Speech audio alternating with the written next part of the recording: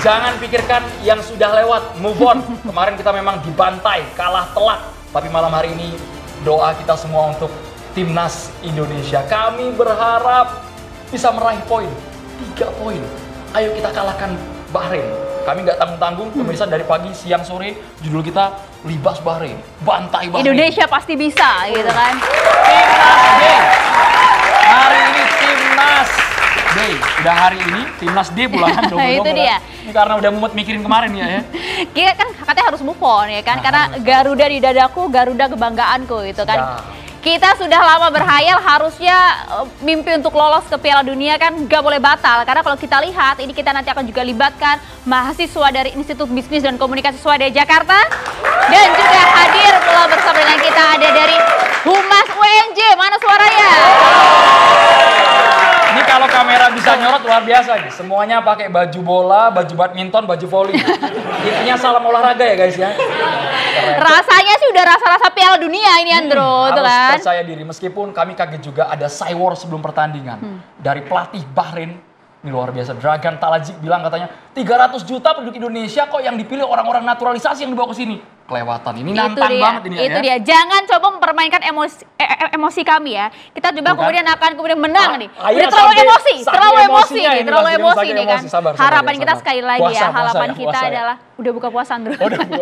Harapan kita adalah timnas kita akan menang malam hari ini, membantai, memborbardir Bahrain pada malam hari ini ya. Jangan Andro, sampai warung tutup malam hari ini guys ya. Jangan sampai, permainan kita harus elegan di lapangan Andro, ya kan. Apapun yang penting menang lah pokoknya. Itu dia. Yang penting menang. Coba teriakannya Indonesia mana coba? Teriakan Indonesia mana? Jangan Bahrain, Indonesia ya guys ya. Coba teriak yang keras dan lantang coba. Indonesia. Kalian jangan ragu dong. Kalian ragu di sini, di lapangan bisa lebih ragu nanti. Itu dia, sekali lagi ya. 1, 2, 3.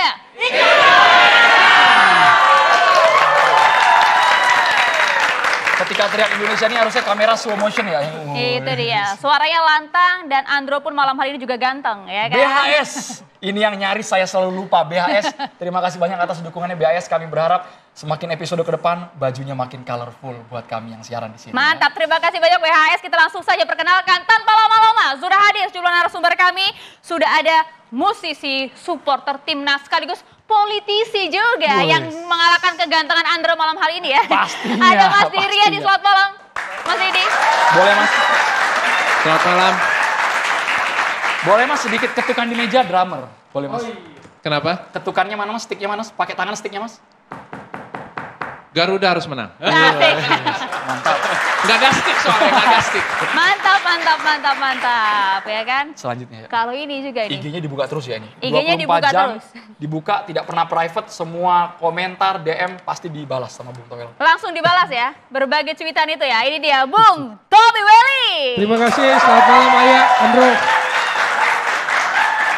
Kalian jangan pakai akun anonim ya. Kalau ingin komentar langsung nama asli ke akun Bung Tommy Welly ya. Banyaknya anonim. Andro jangan mancing-mancing netizen Andro ya. Punya nyali nggak? Kami juga menghadirkan di sini, sudah bergabung bersama kami. Saya harus lihat nama, jangan sampai salah nih. Karena kita habis buka puasa, mantan Exco PSSI, Bapak Hasani Abdul Ghani. Assalamualaikum Pak Selamat Hasani Abdul Ghani. Sehat Pak? Alhamdulillah. Harus on fire Pak ya malam hari ini Pak ya? Oh harus dong. Harus. Jadi Bapak ketika nanti Masa kita dialog hadir sambil... malam hari ini untuk mensupport timnas. Ayo timnas. Mantap. Ini Bapak diaspora kita nanti dialog bisa sambil dribble bola juga boleh Pak. Kami persilakan nanti Pak ya. Kami juga menghadirkan, nah ini kemarin kami pengen nanya kok lini belakang kita banyak yang bocor kemarin ya. Kalau sekarang dari wajahnya yakin sekali. Boleh sambil dibuka Mas lambang Garudanya? Tidak ada. Oh, Nur Alim, mantan pemain timnas. Makasih, selamat malam semuanya. Selamat malam. Mas, kalau gerah dibuka aja Mas jaketnya Mas. Biar kita kelihatan itu ada Garuda di dadaku ya kan. Udah Mas ya, cukup sekali aja Mas ya. Puluhan tahun saya udah di dada, selalu di dada. Mantap. Itu kalau kita buka baju ada tato Garuda di badan Mas Nur Alim. Terima kasih banyak Mas Nur Alim. Kita langsung ke Mas Didi Riyadi. Mas Didi, emosi tidak Mas ketika pelatih Bahrain mengatakan Indonesia kok lebih banyak naturalisasi ya daripada 300 juta penduduk Indonesia. Kemana yang lain? Emosi nggak dengan kalimatnya yang dilontarkan itu Mas Didi? To be honest, mengganggu sebenarnya. Tapi saya melihatnya ada dua angle. Yang pertama ya Psy-War, ya salah gitu loh, untuk mengganggu suasana kebatinan dari timnas dan pelatihnya. Yang kedua adalah ya di satu sisi nggak salah juga ya, dari 300 juta penduduk Indonesia, kenapa kok komposisi didominasi oleh naturalisasi? Ini sebenarnya menjadi PR penting. Anggap aja ini adalah semacam apa ya, semacam warning, pemberitahuan gitu loh. Ayo pemerintah, PSSI, bagaimana caranya ke depan komposisi ini bisa dirubah jadi lebih dominan pemain Indonesia daripada naturalisasi.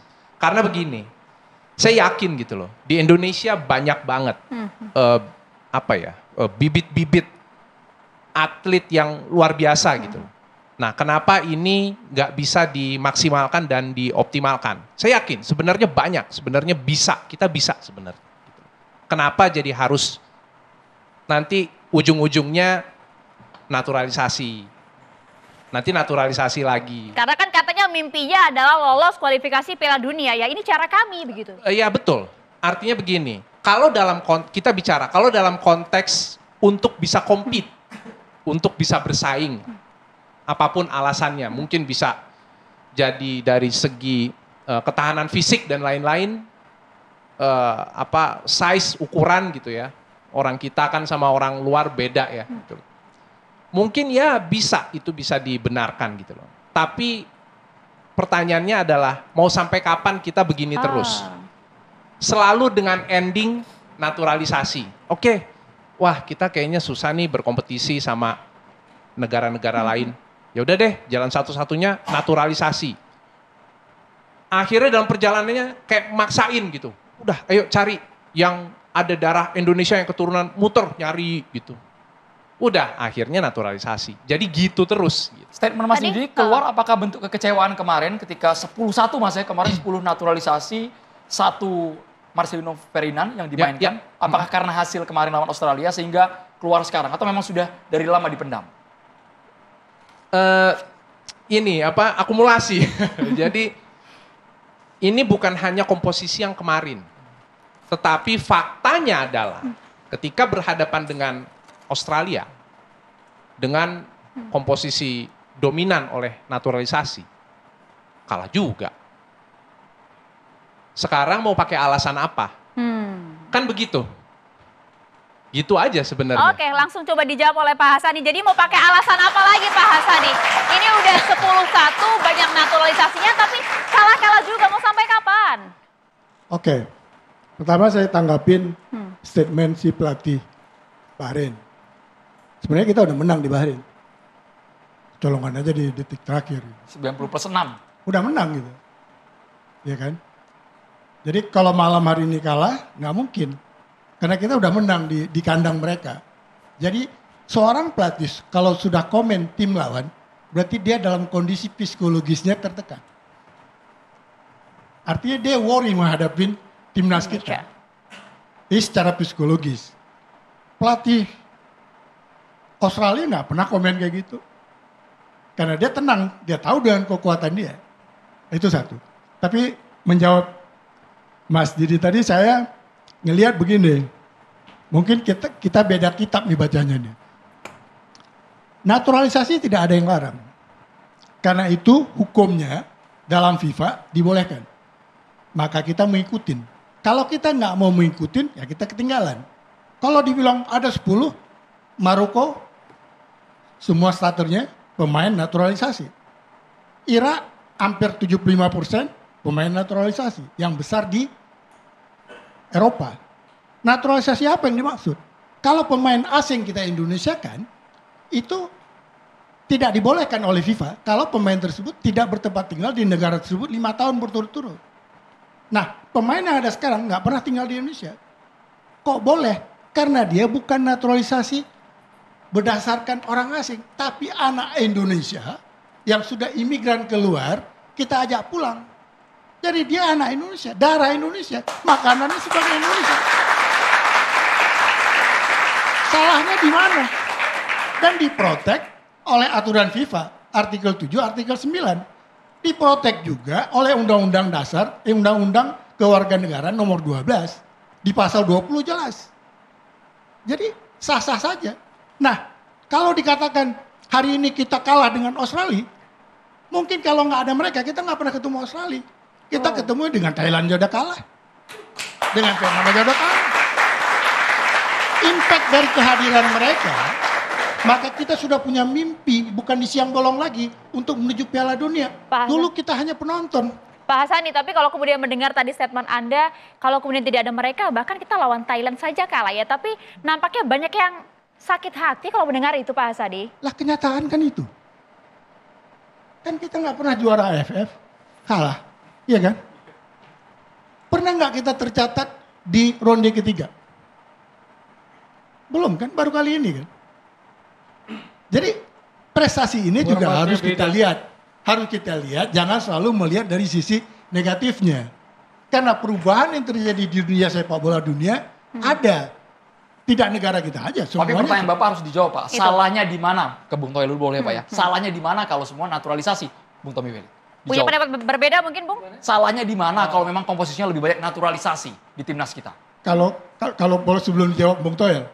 Komposisi pemain, begitu terdapat pemain timnas, itu milik pelatih. Dia mau pasang 11, silakan. Dia mau pasang 9, silakan. Itu wilayah pelatih. Jangan pernah kita sok ngurus sepak bola, ngurus sampai ke situ. Ini ada bekas pemain. Silakan. Dan malam hari ini prediksinya 9-2 Bung Tommy Welly ya. 9 naturalisasi, 2 silakan, Bung. Indonesia. Iya, kalau kemarin lawan Australia komposisi 10-1. Yang di starting 11, Marcelino.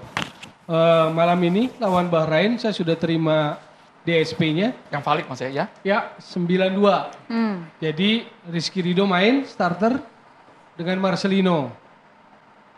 Sekarang poinnya tadi supaya nggak balik-balik lagi ke isu yang lama. Naturalisasi itu bukan benar salah. Karena aturannya ada yang mengatur itu. Secara sepak bola aturan FIFA, secara kenegaraan urusan negara. Jadi ini adalah moral bagaimana membangun sepak bola sebuah negara. Itu aja sebetulnya. Apakah rasa sepak bola kita itu tersentuh gitu loh. Jadi kalau benar salah ya itu tadi pasti baliknya kepada bahwa FIFA sudah ngatur, ini sudah ngatur. Bukan soal itu. Sekarang pertanyaannya adalah rasa saham bola kita pada timnas itu apa? Pasti ada alasan-alasannya kita bisa paham. Kalau dari sudut misalnya federasi PSSI ini kebijakan strategis oke. Tapi kan makanya kita sebagai masyarakat sosial, saya pengamat bola selalu mengingatkan misalnya sampai kapan.